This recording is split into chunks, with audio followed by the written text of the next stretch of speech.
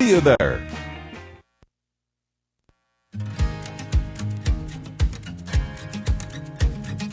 Are you seeking financial planning advice that focuses on not only a return on investment, but actually getting to know you?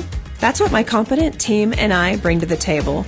More than just figures, we deliver heartfelt attention and tailor-made strategies. Whether it's for retirement or a small business, our holistic financial planning approach brings clarity for you and your future. Friendly and devoted, visit us at 9 North 7th Street in Indiana. I'm Shannon Sattel with Mosaic Wealth Consulting, and my goal is to help you plan, invest, and flourish. Securities and investment advisory services offered through Mosaic FA Incorporated, member FINRA SIPC.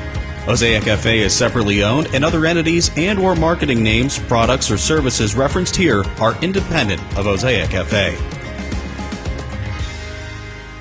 It is the voice of Indiana County. It's WCCS 101.1 FM, AM 1160, and WCCSradio.com. And it's time for a conversation about the Nenny Foundation. And to help us through this conversation, maybe help each other as well, Meghan Foulk is with us. We know Meghan from a number of different roles she has here in the community.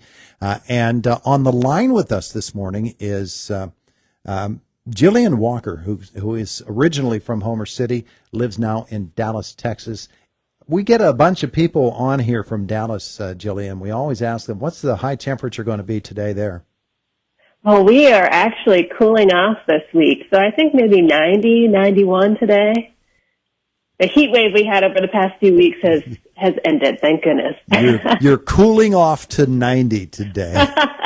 Our conversation this morning presented by Marcus & Mack, voted best law firm and best personal injury lawyer 3 years in a row in the Best of Indiana County contest. Visit them online at marcusandmack.com. Good morning to you, Meghan. How are you? Good morning. Doing well, Todd. Nice to be here to talk about such a positive thing in the community. Yeah, well, the Nenny Foundation is so... It's such a cool effort that is being put on. Jen Myers was a guest on this program, it seems like about 1 million times. Probably about right. She was here a lot. And Meghan, you've been here a lot. Jillian, have you been on the program before? I have not, no. Oh, boy, you've got quite the mantle to carry then, don't you? When did Jen pass away? Jen passed away in late February. In late February. And as I said, she was an Athena recipient. She was a member of Quota. She was here quite often for Quota. She worked at S&T Bank in a number of different capacities and passed away after a tremendous battle with cancer. The reason it's called the Nenny Foundation is because that's what her nieces and nephews called her. The foundation was established in her honor, and it does tremendous work. And you've got some events coming up, don't you, Jillian? We do, yes. So our next event is on October 5th, and that is a 5K run or a 1-miler run, and that will be at Blue Spruce Park in Indiana. So we are gearing up for that and very excited for it. Yeah, absolutely. And Meghan, you were helping out with a basket raffle at another event that benefits the Nenny Foundation, too. Yes, we were very fortunate to be selected as a charity to receive proceeds from the basket raffle from the Ethnic Food Festival, partnering with Four Footed Friends. And so we were really lucky to be able to have them recognize the early start of our foundation this spring. Yeah. And then there was a golf outing in the spring as well, which raised almost $10,000. So the foundation is off to a really healthy start. Yeah, and the goal of the foundation, Jillian, fill us in on what the foundation is all about. So the foundation was an idea that Jen had. About a year ago was the first time that she brought it up to me. And she recognized that she was very fortunate in her cancer experience to have the means to get the care that she needed. She had to travel for many months to get medical care, and of course there are a lot of other expenses related to cancer that go beyond just doctor visits. So Jen wanted to help out those people that just didn't have the kind of help that she did, the kind of financial support. So she conceptualized the foundation, and so our goal is very simple. We want to give financial support to cancer patients who need it, and that's patients of all different kinds of cancers. So we're very excited now that we've had some time to fundraise We are looking at November as the date when we will open up our application process for individuals to apply for funds from the foundation. So that's very exciting. I bet. My goodness gracious. And it takes such a tremendous amount of work in order to make something like this happen, just to make sure that everything is, set up legally so that you can do what you want to do with the funds. And there's always red tape when you deal with charitable organizations. And she actually, because of her involvement, was able to get that all rolling, right? She was, yeah. So she got everything started, and we've just sort of taken it from there. Yeah. Quota Club, for many, many years, have been promoting all kinds of events and things that they do within the community, helping people. Meghan, the Nenny Foundation really is an extension of what Quota Club does, isn't it? It's all about serving those who are in need. And that was always Jen's passion throughout her entire life, which is why it's not surprising that this was her brainchild, right? Right. She approached me about it in, I want to say, December. And of course, I said, yep, I'm in, whatever you need. And as you said, the red tape in setting up an organization like this and a foundation can be a lot. Jen did a lot of legwork in the beginning, but Jen has so many connections in the community. We had so many people step up and say, I'll help with this piece, I'll help with that piece. And we were able to get everything formalized, and we are off and running. Yeah, yeah. Let's talk a little bit about the Nenny Foundation and what it can do. Jillian, you mentioned the application process is coming up. What are the sorts of things, how are the various methods of support for cancer patients going to play out?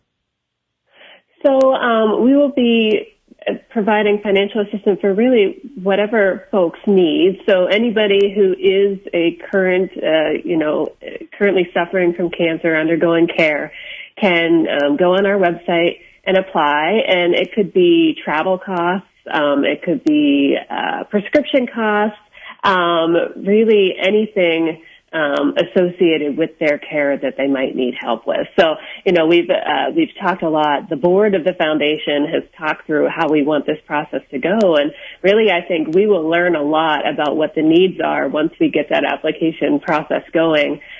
Because we can, make some guesses based on Jen's own experience and other people that we have met. But I'm guessing that there are financial needs that we're not even aware of and not even thinking of. So I think we will learn just as much from the applications that we receive as anything else. And we're just very excited to get that up and running and start to help people, because, of course, that was Jen's vision for all of this.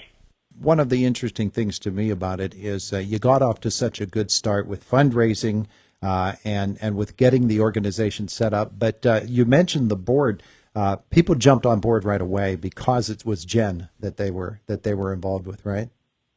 Absolutely, no doubt. So our board is made up of a collection of people from all different parts of Jen's life. We have family involved, of course. We have, friends of hers from Indiana, such as Meghan. We have friends of hers from a group that she was very involved with called Survivor. That's Survivor with a C, and that was an advocacy group for cervical cancer patients. And we have, a family friend who is a marketing expert. So people from all walks of Jen's life, and also, as Meghan said, people with all different types of expertise that we can bring to bear to, run the foundation in a very good and positive way. So a 5K and a 1 mile are coming up. Meghan, are you in training right now? Of course. I will be there. My whole family will be there. We have a good number of signups so far, but we're not quite at our goal yet. Mm-hmm. So if you're interested in participating, there is a run sign up link that you can sign up for the 5K 1 mile walk. There is also a virtual option. We are well aware of the fact that Jen's connections and those who loved her and want to support her spread much farther than the Indiana State College or even Texas area. Yeah. Through Survivor, she had national and international connections. And so we have a virtual option for those who just really want to do this walk or run in her memory and in her honor. So you can search the Nenny Foundation on Run Sign Up, but you can always check out events that are coming up at the nennyfoundation.org/events. Everything's on the nennyfoundation.org. All right.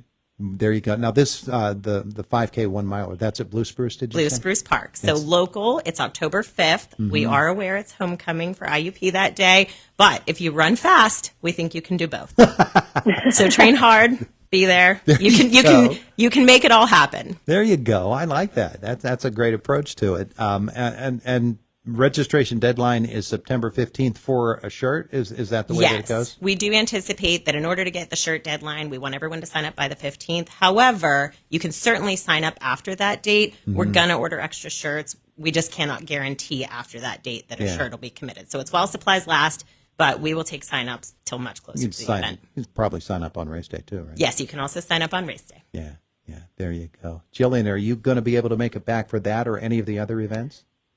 Absolutely. I will be back and very much looking forward to it, and probably even cooler weather than I'm used to in October in Pennsylvania. So very excited to see everybody and really, do the run, raise some money, but also this is a chance for all of us to, again, celebrate Jen's wonderful life and all of the impact she had on the community. So looking forward to that as well. Well, she really did, didn't she? She was something else. She did, yes. Yeah, just a tremendous lady. And it was such a privilege, in the limited exposure we had to her here to see that kind of go for it attitude that she had. And Meghan, I know, Meghan came in, Jillian, I'll tell you, she came in saying, focus on the positive, because if I don't, I'm going to start crying.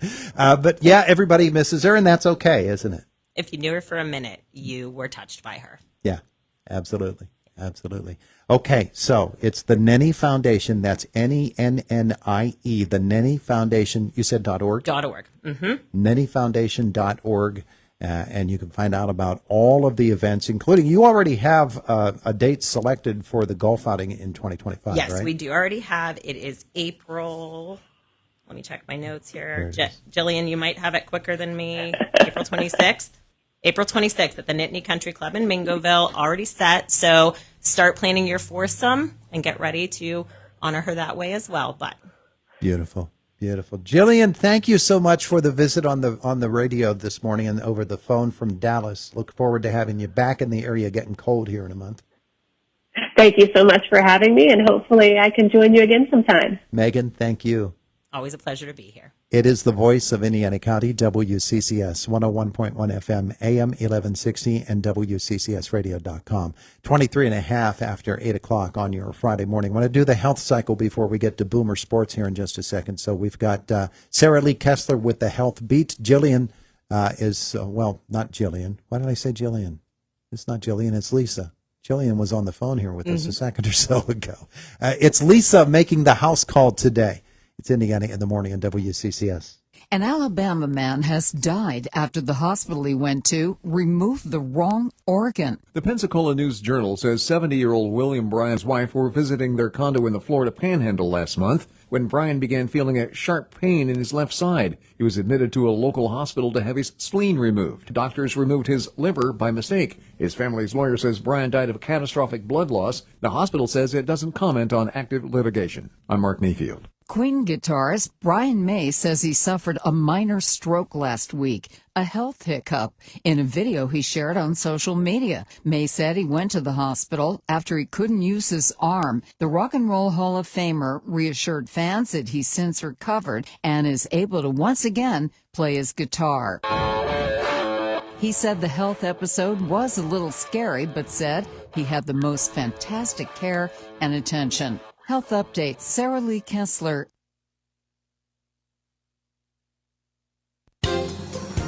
This is House Call for Health. A new study finds false